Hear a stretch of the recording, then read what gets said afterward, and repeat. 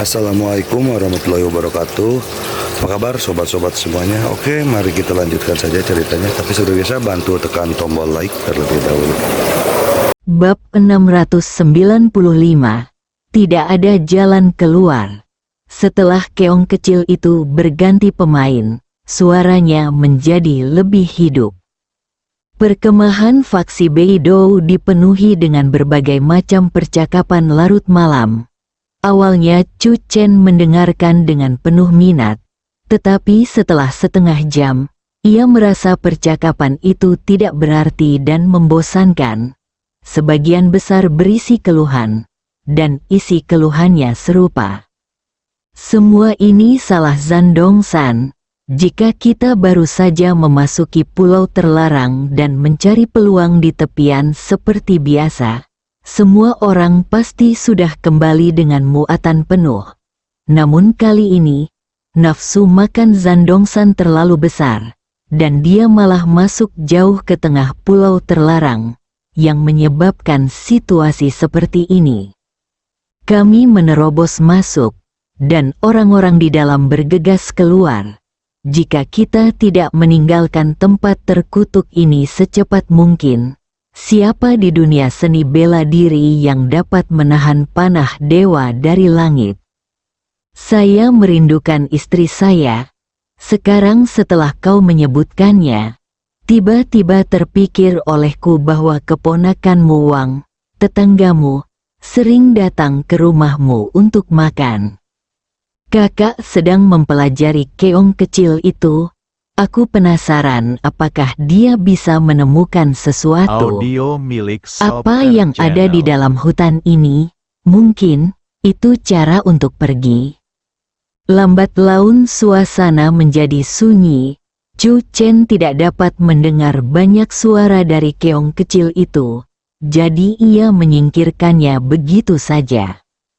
Yang dinantikannya adalah apakah keong kecil itu akan berada di tangan 9 empu besok malam. Chu Chen juga perlu memanfaatkan waktu untuk mempelajari formasi di dalam keong kecil, berharap dapat berhasil menghubungi 9 master saat 9 master tersebut mengendalikan keong kecil. Di kejauhan, di bawah sinar bulan, sesosok tubuh berbaju merah berkibar. Liu Ruyan kembali. Orang-orang dari Tianlong Manor semuanya telah mundur.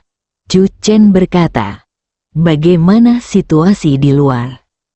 Liu Ruyan mengeluarkan selembar kertas dari sakunya dengan peta yang digambar tangan di atasnya. Di atas kertas, ada gambar sederhana 5 bangunan, dan kondisi pertahanan khusus di kelima tempat ini dicatat dengan padat. Apakah ini 5 penjara tempat para prajurit keluarga Zan ditahan? Chu Chen mengamati dengan saksama dan sedikit keraguan melintas di wajahnya. Tidak ada penjaga alam Qi sama sekali. Menurut pendapat Chu Chen, pertahanan kelima penjara ini dapat dengan mudah ditembus. Liu Ruyan melirik Chu Chen dan berkata, "Jangan berpegang pada prasangkamu. Di mata Tian Wai Tian, semua prajurit di dunia seni bela diri saat ini, prajurit alam Qi sudah terperangkap di wilayah terlarang mereka. Ada 5 penjara, yang masing-masing dijaga oleh setidaknya 5 Grandmaster. Ini menunjukkan bahwa Tian Wai Tian sangat mementingkannya dan ingin menggunakan kelima penjara ini sebagai umpan untuk memancing kekuatan tersembunyi di Pulau Zanlong." Chu Chen mengangguk. Juga, perhatikan distribusi kelima penjara yang berbentuk kipas. Liu Ruyan menunjuk ke peta dan menggambar titik berbentuk kipas di mana kelima penjara tersebut memanjang dan berpotongan. Lokasi ini adalah tempat suci klan Zan untuk berkultivasi. Ini adalah tempat yang diberkati. Aku tidak mendekatinya dengan gegabah, tetapi aku yakin Audio bahwa milik setidaknya ada Soper 3 master Channel. alam Qi di sini. Tidak peduli penjara mana yang bermasalah, mereka dapat datang ke sini pada saat pertama. Penjara saling bergema, wilayah saling menjaga, dan kekuatan yang didistribusikan oleh Tian Wai Tian di Pulau Naga Perang benar-benar dahsyat. Jika bukan karena variabel Chu Chen, tidak akan ada seorang pun yang mampu masuk ke Pulau Naga Perang saat ini. Itu tergantung pada seberapa banyak kekuatan internal Pulau Zanlong, Zan Musi dan anak buahnya dapat berkumpul pada waktunya. Jika Chu Chen dan beberapa anak buahnya sendirian, mereka tidak akan mampu melancarkan serangan ke 5 penjara sekaligus.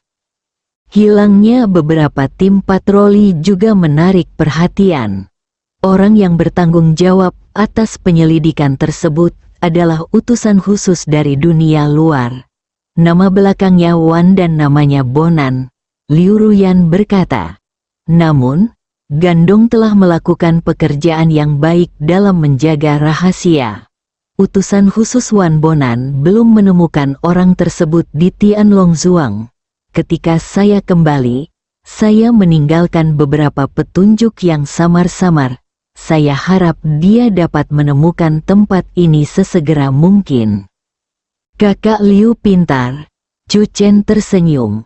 Sebelum pasukan bajak laut yang direkrut ayahku menyerang Pulau Zanlong, Tianlong Manor jelas merupakan tempat yang bagus untuk melemahkan kekuatan Tian Wai Tian secara keseluruhan. Hal terbaiknya adalah utusan dari dunia surgawi dikirim ke Tianlong Manor satu demi satu. Gaya bertarung di mana Calabash Brothers menyelamatkan kakeknya.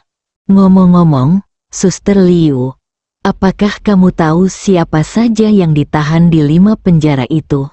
Tanya Chu Chen. Saat mengirim Xian keluar hari ini, Xian menatap Chu Chen dengan matanya yang besar, berharap Chu Chen dapat menyelamatkan ayahnya.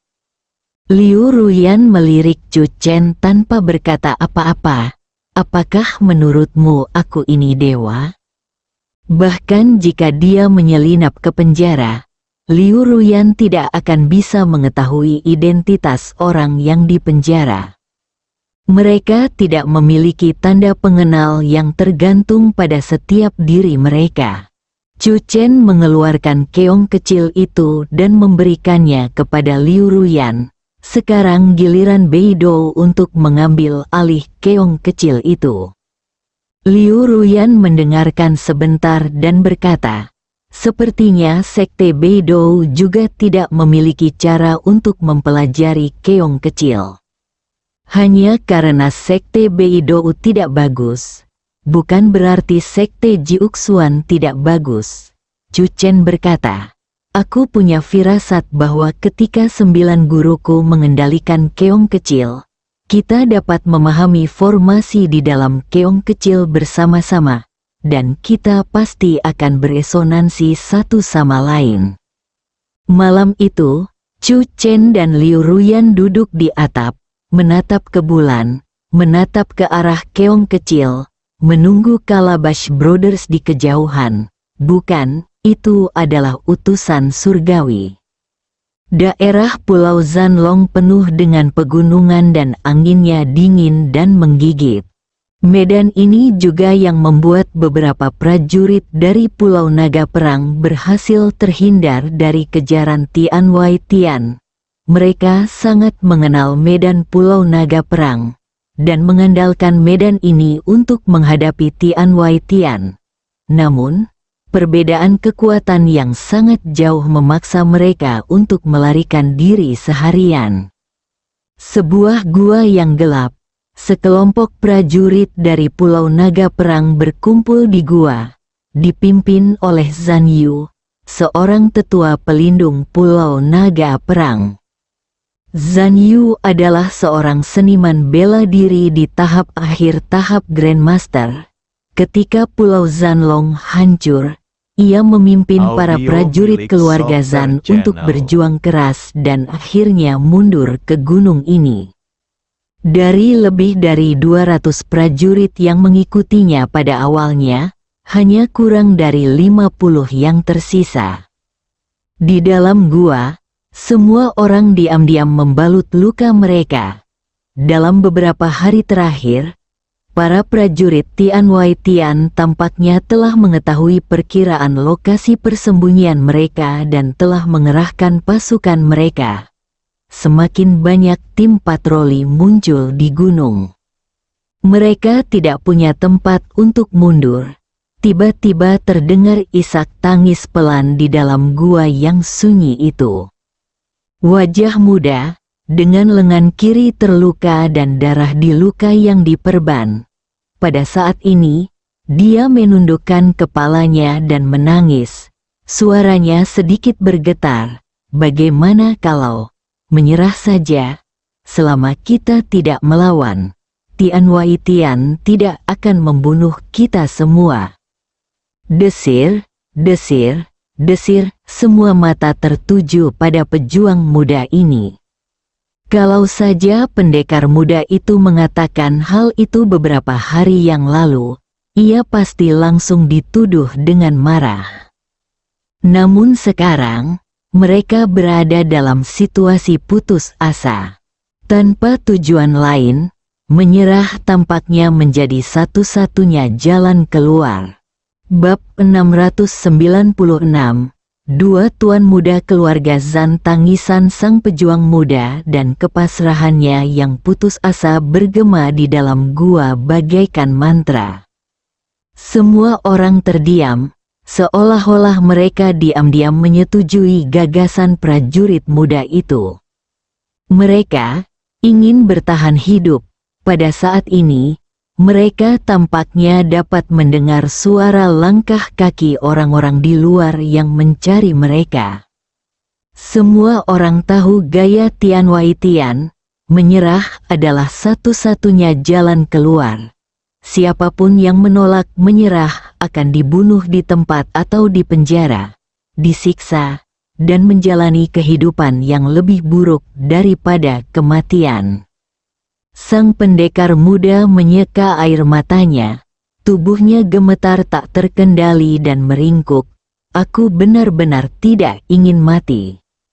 Menangis terseduh-seduh, itu telah runtuh sepenuhnya. Saya dimanja dan dimanja sejak kecil, namun belum pernah mengalami penyiksaan yang tidak manusiawi seperti itu. Pikiran untuk tidak ingin mati tumbuh liar di benakku. Aku ingin menyerah. Prajurit muda itu tiba-tiba berdiri dan berjalan keluar dari gua. Wah, sebuah cambuk panjang menyambar prajurit muda itu bagai guntur. Prajurit muda itu menjerit dan jatuh ke tanah, meninggalkan bekas cambuk yang terlihat jelas di tubuhnya. Kekacauan berdarah. Saraf semua orang di dalam gua langsung tegang. Cambuk panjang ini berasal dari satu-satunya tetua penjaga di gua tersebut, Zan Yu. Zan Yu berdiri dan berkata, "Aku harap cambuk ini, jika tidak membunuhmu, dapat membangunkanmu." Zan Yu menghampiri prajurit muda itu dan menatapnya. Menurutmu, apakah jika kau keluar dari gua sekarang, menemukan orang-orang dari Tian Wai Tian, dan memberitahu mereka bahwa kau menyerah, kau akan diperlakukan dengan baik? Aku jamin setidaknya setengah dari orang-orang di sini akan dibantai. Prajurit muda itu pulih dan berdiri dengan susah payah, ekspresinya berubah beberapa kali. Lebih baik jika lebih dari separuh rakyat mati daripada jika semuanya mati, pikir pendekar muda itu dalam hati, tetapi tidak berani mengatakannya dengan lantang. Dia takut dirinya tidak akan mati di tangan Tian Wai Tian, melainkan akan dipukuli sampai mati oleh cambuk Zan Yu. Suasana di dalam gua itu sangat dingin dan sunyi. Tatapan mata Zan Yu perlahan menyapu semua orang, dengan ekspresi agak sedih di wajah mereka. apakah kalian semua berpikir bahwa kalian mungkin adalah separuh dari mereka yang selamat secara kebetulan? Jika memang begitu, aku akan malu padamu. Zhan Yu tidak melihat orang-orang ini lagi. Pandangannya jatuh ke arah pintu masuk gua. Ada cahaya bulan samar di pintu masuk gua larut malam. Saya ingin bertanya kepada Anda, ketika hidup Anda dibeli kembali dengan mengorbankan harga diri Anda dan saudara-saudara serta kawan-kawan Anda, apakah hati nurani Anda akan tersiksa? Prajurit muda itu mengepalkan tangannya, bekas cambukan itu terasa panas, dan suaranya sedikit gemetar. Aku hanya ingin bertahan hidup. Siapa yang tidak ingin hidup? Zhan Yu melotot ke arah prajurit muda itu. Jika kau menyerah kepada Tian Wei Tian hari ini dan selamat, saat kau keluar dari gunung ini dan melihat orang lain membunuh prajurit dengan kekuatan tempur, apa yang akan kau lakukan? Apa yang akan kau lakukan jika kau melihat orang lain mempermainkan wanita-wanita di Pulau Zanlong? Apa yang akan kau lakukan jika kau melihat orang lain memperlakukan Pulau Zanlong sebagai budak untuk dipermalukan dan dipermainkan? Suaranya bagaikan guntur, pikiran prajurit muda itu berdengung. Dia tidak berani membayangkan pemandangan seperti itu. Bisakah kau melakukannya dan tetap bersikap acuh tak acuh? Zhan Yu tersenyum. Jika kau bisa, pergilah dan menyerahlah sekarang juga. Aku tidak akan pernah menghentikanmu. Aku, tubuh prajurit muda itu bergetar hebat. Jika kejadian seperti itu benar-benar terjadi di depannya, bisakah dia tetap bersikap acuh tak acuh? Dia tidak bisa. Jika kau tidak bisa tersenyum dan bertepuk tangan saat orang lain menindas keluargamu, maka diamlah.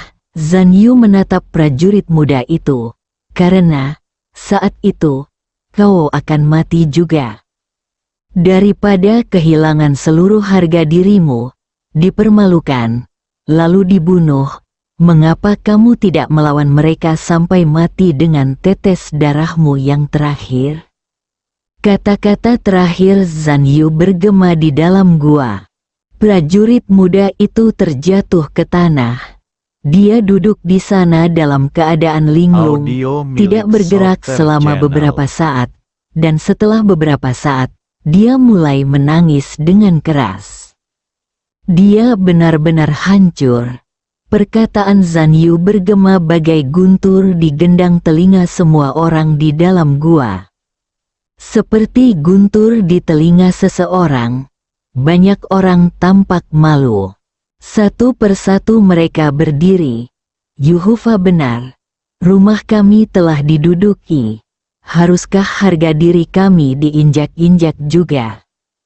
Ketika semua prajurit Pulau Naga Perang kehilangan keinginan untuk melawan, maka saat itulah Pulau Naga Perang akan benar-benar hancur. Menyerah mungkin adalah adegan yang paling ingin dilihat Tian Wei Tian. Terima kasih kepada Sang Pelindung yang telah membangunkanku. Aku merasa malu karena pikiran untuk menyerah baru saja terlintas di benakku. Semua ini salah Zhan Buwen. Dia sangat takut mati. Aku hampir lupa bahwa dia setenar Zhan Musi, dan mereka dikenal sebagai dua tuan muda keluarga Zhan. Suang Xiao, di sini jelas merupakan istilah yang merendahkan. Pada saat ini, Zhan Buwen seakan teringat pada Zhan Musi, matanya merah dan menangis. Jika aku tahu lebih awal, aku seharusnya mengikuti Zhan Musi meninggalkan lautan dan menuju daratan. Aku pasti bisa lolos dari malapetaka ini.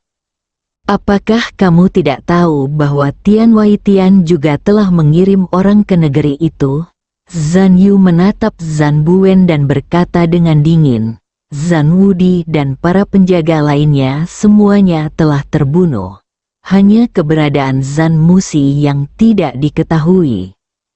Dia pasti sudah menyerah pada Tian Wai Tian. Zan Buen mengangkat kepalanya. Aku mengenalnya. Dalam keadaan seperti itu, dia pasti akan menyerah. Jika Anda menempatkan diri pada posisi mereka, Anda juga akan menyerah. Zan Buen hanya ingin memberitahu semua orang bahwa dia jelas bukan satu-satunya yang ingin menyerah. Siapa yang bilang aku akan menyerah? Sebuah suara tiba-tiba datang dari luar gua. Pada saat itu, para pendekar di dalam gua berdiri bagaikan burung yang ketakutan. Wajah mereka berubah warna, dan mereka menatap ke arah pintu masuk gua dengan waspada. 3 sosok berjalan masuk dari luar. Tidak lain adalah Zan Musi dan 2 orang lainnya. Siapa itu? Zan Yu memegang cambuk Audio itu erat-erat di milik tangannya, Software Channel. berdiri di depan, dan melihat ke depan. Pelindung, ini aku, Zan Musi. Saat Zan Musi berbicara, 2 orang di sampingnya juga buru-buru berkata, aku Zan Wen dan Zan Wu. Kakak Musi, Zan Buen berdiri dengan tidak percaya. Kenapa kamu ada di sini? Baru saja disebutkan bahwa keberadaan Zan Musi tidak diketahui, dan dalam sekejap mata dia muncul. Ini terasa agak surrealis. Zan Yu juga gembira. Zan Wen dan Zan Wu, aku senang kalian semua baik-baik saja. Meskipun mereka semua berasal dari keluarga Zan, hubungan antara Zan Yu, Zan Wen dan Zan Wu lebih dekat. Tentu saja, Zan Musi adalah cucu pemilik pulau, dan penampilannya juga membuat orang bersemangat sejenak. Namun detik berikutnya, tiba-tiba terdengar suara. Kamu belum menyerah pada Tian Wai Tian. Begitu kata-kata itu terucap, gua itu tiba-tiba menjadi sunyi.